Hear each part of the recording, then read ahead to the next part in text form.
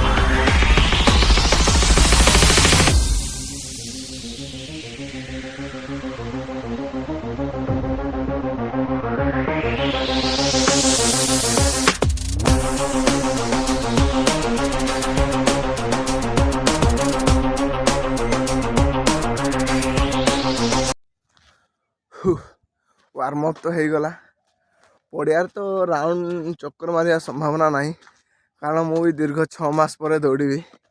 तो देखिए आज प्रथम दिन माने बेसी प्रेसर देकी दौड़ा भी नहीं कारण 6 मास पर दौड़ुचे इंजरी फेंजरी हो पारे रिस्क नेवा नहीं जीवा आसवा मिनिमम एडा हो 100-150 मीटर पाखापाखि तो 10 तो जीवा आसवा 1 किलोमीटर आज दौड़ा 6 मास पर तापर धीरे धीरे बढ़ेगा देखा कौन हो देखिए यहाँ देख यू पाचेरी मित्र पाचेरी पाखक जा 10टा मारिया 100 मीटर रु प्राय बेसी हम अनुमान करी कहे आपण मैंने भी केते मीटर हम कमेंट जनइबे मत तो लगुच 100 मीटर रु बेसी हम। हाँ धर 100 मीटर ही धर 10टा मारिया जीवा आसवा धीरे धीरे ओके चलो स्टार्ट करिया 10टा मारवा धीरे धीरे।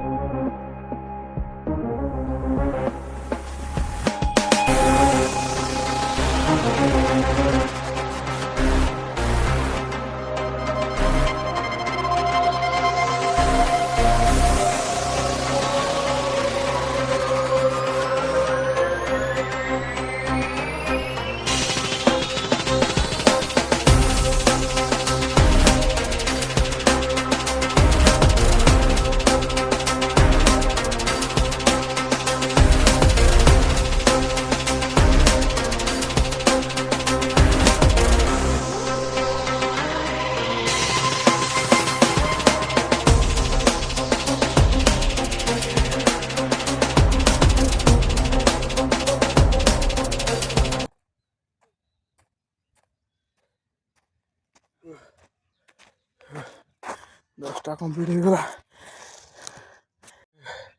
ସାମାନ 10ଟା କମ୍ପ୍ଲିଟ୍ ହେଇଗଲା।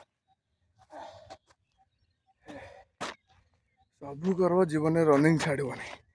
ରନିଂ ଥରେ ଆରମ୍ଭ କରିବ ସବୁଦିନ କିଛି ଦୌଡ଼ୁଥିବ, ନହେଲେ ମୋ ପରେ ହଇରାଣ ହେବ। କେବେ ଭାବିବନି କି ମୁଁ 6 ମାସ ରନିଂ ନ କଲେ ବି ଦୌଡ଼ିଦେବି, ସେଟା କେବେ ସମ୍ଭବ ନୁହେଁ। ଧୀରେ ଧୀରେ ରିକଭରି କରିବା, ଟାଇମ୍ ଅଛି। निश्वास फुली जाऊँगी। 1600 मीटर के घोड़े में कैसा हाल होता है। हो जाएगा धीरे धीरे। ये वर्कआउट करदा जाती नहीं, थोड़ा थोड़ा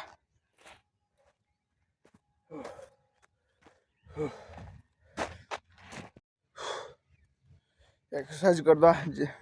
किसी बेसी करवा नहीं, आराम से करवा। 6 मास पर कहे धीरे धीरे करवा, धीरे धीरे ऊपर जा। एते जल्दी नहीं, रेंजर ही हबार नहीं।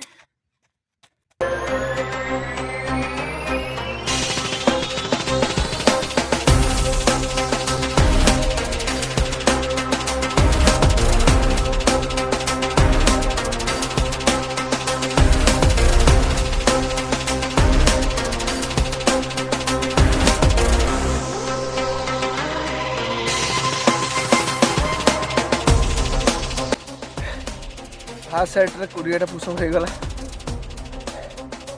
देख ना सेकंड सेट रे केतना पुशअप मारी पारछे।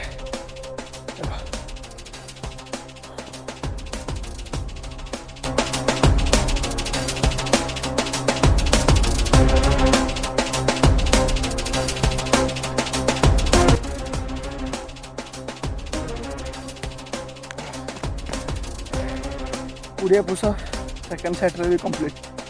हार्ड सेट रे केतना पुशअप मारी पारछे देखो।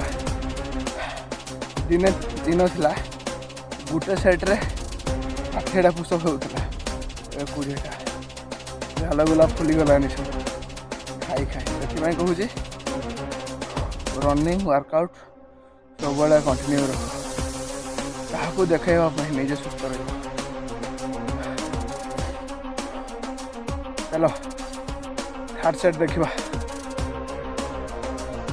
थर्ड सेट रे केतना सब होउची आपन कौन लगुच पूरा हम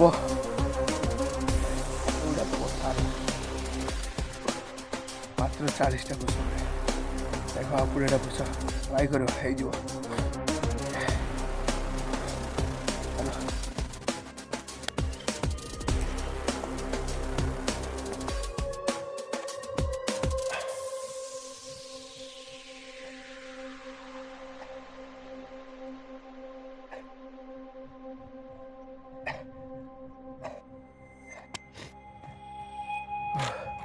थर्ड सेट रे 10टा पुशअप है आ 10टा नहीं, किसी असुविधा नहीं। 6 मास पर करचे, प्रेसर देवार नहीं।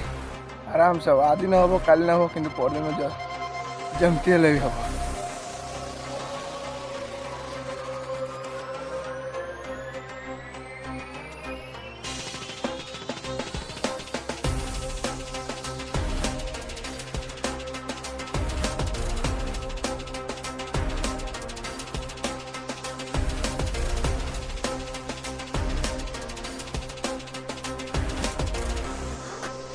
आज वर्कआउट ये शेष करवा। बेसी तो वर्कआउट कले ना, सब दुटा मारे स्ट्रेचिंग फेचिंग टे कले बेसी किसी करवा कथा ना। कारण आज प्रथम दिन जदि आम प्राणपणे लगेदेवा तेरे काली चलिकी आसीपार नहीं। कारण गोटे भल भाव में जी एक्सरसाइज आगुरी कर जानी सी कहीपर 6 मास पर एक्सरसाइज कले धीरे धीरे धीरे धीरे रिकवरी हम। आम पार आम भी एवं भी 20 रन लगे पार कि दौड़ा नहीं। कारण आज जदि आम जो लगेदा काली आसपार नहीं। ठीक अच्छे चलो आज भिडियोटी जदि भल लगे तेज मन हेल्ले सब्सक्राइब कर ना, मन हेल्ले भी सब्सक्राइब कर लाइक टे करदेव। जय हिंद, थैंक यू।